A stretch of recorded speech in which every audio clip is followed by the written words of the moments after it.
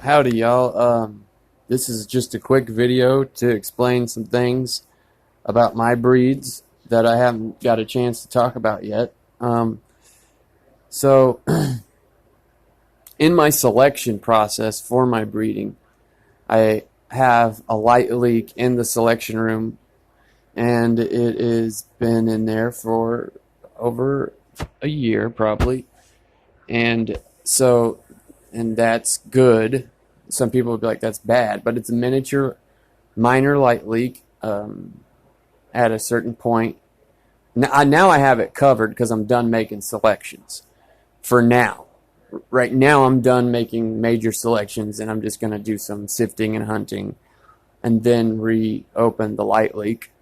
Okay, so my point in saying this is that you have the resistance in sexual stability from light leaks. As in, the selections I've made have been tested against the light leak, and there's minimal to no bananas or herming in a light leak, okay, for the selections I've made. It's not to say you won't get a banana if you have a light leak. It's to say that they're very resistant to light leak and hermaphrodism stress caused by a light leak that causes hermaphrodism, which are called bananas, which is a female flower making a male pistil in the middle of flower as a defense mechanism from stress, because it thinks that the seasons are all out of whack because you got light when it was supposed to be dark. Okay, now moonlight won't affect that because moonlight's different than sunlight, so that's a different story. Any normal kind of lighting can penetrate your grow and cause stress and hermaphrodism. And it's particularly more the case with Kushes, Kims, OGs, indoors, It's a major problem, actually, for a lot of growers because a light leak can happen to anybody. It doesn't matter how good of a grower you are and how much experience you have. A light leak can happen to anybody. Okay, so I want y'all to know that I breed for that cause and for that reason and pick selections based on that. A lot of growers don't have the concept to do that because nobody would want to do that. Nobody would want to fucking light leak their room. But if you're paying close attention and you're watching, you can pick the bananas off that do come and then make your selections for your breeding projects that, like the Queen's Candy #1, for example. I seen her make one banana the whole time I've grown her, which is 4 times through bloom now. And one out of all those plants made a banana, and this is the winter selection here, and it was light leak the whole time. Okay, so that's a kind of resistance you get in my breeds. Now, some of the more wild stuff I have might not be as stable as some others, but the selections, regardless, were still made with a light leak. So the most resistance that I saw to producing hermaphrodism is what I chose. And as in almost very little to no hermaphrodism were in these selections. And that's the end of the video, basically. I just wanted to let y'all know that. Selecting over here at Lion of Judah Seeds for light leak problems. Okay, so that when a grower starts a grow and if he wants to pop some soda pop and he finds the winner that he wants to keep, let's say it smells like orange cream soda or Big Red or whatever he chose, he can take that, make it a mother, and run a whole production crop and have a light leak and not have a pollination problem ruining his crop from hermaphrodism. Okay, so there you go. Resistance to light leak is in Lion of Judah seeds.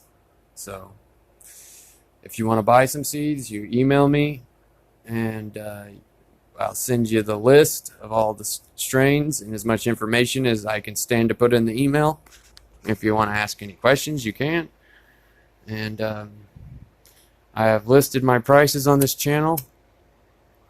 I'll probably do an updated price list here in a few months once I have new stock of seeds ready from breeding. And most of my packs are from between $75 and $150. Most of them are under 100, or 100 or under, for more than 10 seeds, like 15 to 25 seeds per pack. I'm probably going to lean towards giving y'all more like 20 to 25 per pack, just because that's more reasonable to hunt for winners that way. But yeah, you can email me, j.c.livingsoil@gmail.com, LIONOFJUDAHseedco@gmail.com, and I'm gonna, or johnfromthesoil@gmail.com, and I'm gonna be making a Proton LIONOFJUDAHseedco, so it'll be LIONOFJUDAHseedco at protonmail.com. I haven't made it yet, but it will be made today or tomorrow. You get free seeds with every order, like a whole pack of free seeds. Like if you buy one pack of a soda pop cross, like say Rasta Limes, which is my soda pop F1 cross to Talk of Kabul Kerala, then I'll give you a whole nother pack of one of my other soda pop crosses for free. Okay, and so think about what else I needed to say about seed sales. I accept cash, gold, silver, copper. I'd even trade seeds if you wanted to trade seeds. But I really need to make some sales more than anything. You get free seeds. What was I going to say? I had something else about seeds I was going to say. I mean, I breed for other resistances, like to spider mites and other things too. So, man, I'm just going to sit here for a second until I can think of what else I had to say. Dang, I can't remember. Well, there it is. I don't know what it is I was going to say, but I'm going to be doing a lot of different work with land races and new school, mid school, old school, new school stuff. Nepal Annapurna, famous Nepalese hash sativa. It's basically a 1-to-1 and can be a 2-to-1 as far as THC to CBD. And I'm thinking about breeding that with the Flamingo Ringo 2-to-1 or 1-to-1 phenos. That's a cool idea, I think. So that'll be something interesting. We got Panama, we got Meridius Ethiopian we're going to be dealing with still, and hunting through more of those, and